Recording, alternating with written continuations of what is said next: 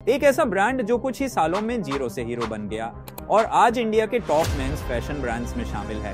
यह है स्निच, एक फास्ट फैशन ब्रांड जो अब तक 250 करोड़ का रेवेन्यू क्रॉस कर चुका है और सीरीज ए फंडिंग में $13 मिलियन रेज कर चुका है। लेकिन ये सिर्फ शुरुआत है। ये कंपनी अगले 3 सालों में पब्लिक जाने का प्लान बना रही है। आओ देखते हैं कैसे एक छोटे से आइडिया ने इतना बड़ा बिजनेस खड़ा कर दिया। स्निच की कहानी शुरू होती है 2019 में, जब सिद्धार्थ डोंगरवाल ने बेंगलुरु में इस ब्रांड को लॉन्च किया।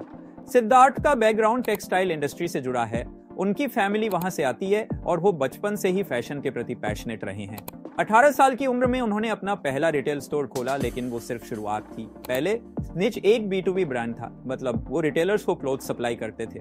लेकिन फिर आया पैंडेमिक और सब कुछ बदल गया। B2B बिजनेस डाउन हो गया, इन्वेंट्री का बड़ा स्टॉक पड़ा रह गया। लेकिन सिद्धार्थ ने हार नहीं मानी। उन्होंने सोचा क्यों ना डायरेक्ट कस्टमर्स तक जाएं, और बस यहीं से स्निच का D2C मॉडल शुरू हुआ। ऑनलाइन जाने के बाद स्निच ने देखा एक्सपोनेंशियल ग्रोथ। उन्होंने अपने वेबसाइट और ऐप के थ्रू प्रोडक्ट्स सेल करने शुरू किए और देखते ही देखते वो इंडिया के हर कोने में पहुंच गए। आज स्निच के पास 1 मिलियन से ज्यादा ऑर्डर्स हैं और उनकी ऐप को 1.5 मिलियन डाउनलोड्स मिल चुके हैं। ये सब सिर्फ 3 सालों में। सिद्धार्थ ने एक गैप देखा।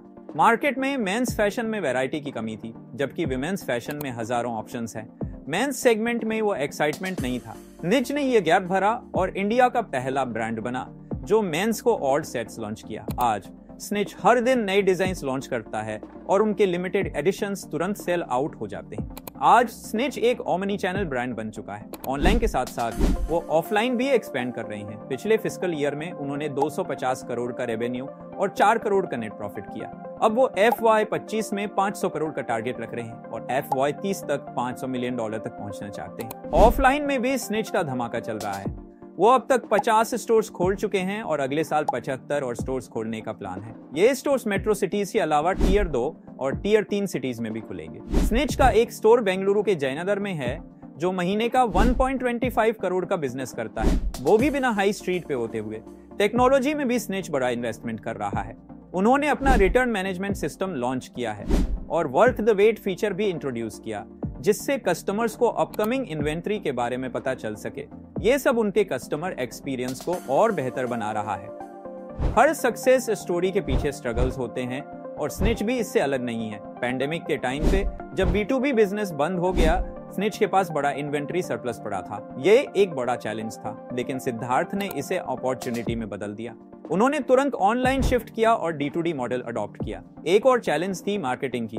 शुरुआत में उनके पास वेल प्लान्ड मार्केटिंग स्ट्रेटेजी नहीं थी, लेकिन उन्होंने विक्सियो के साथ पार्टनरशिप करके अपने मार्केटिंग कैंपेन्स को ऑटोमेट किया और रिटेंशन रेट्स को बूस्ट किया। यह उनके लिए टर्निंग पॉइंट था। फंडिंग के मामले में भी स्निच ने अपना टाइम लिया। वो बूटस्ट्रैप्ड थे, मतलब खुद के पैसों से चल रहे थे। लेकिन जब उन्होंने शार्क टैंक इंडिया में पार्टिसिपेट किया तो उन्होंने ऑल 5 शार्क्स से डील पाई। यह उनके लिए एक बड़ा माइलस्टोन था और उसके बाद उनकी रेवेन्यू में 30% का स्पाइक आया।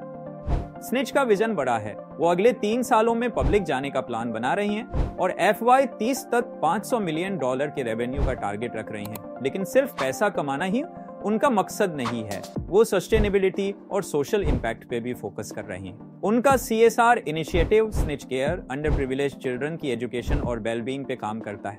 सिद्धार्थ का सपना है स्निच को इंडिया का जारा बनाना और वो इस दिशा में तेजी से बढ़ रही हैं।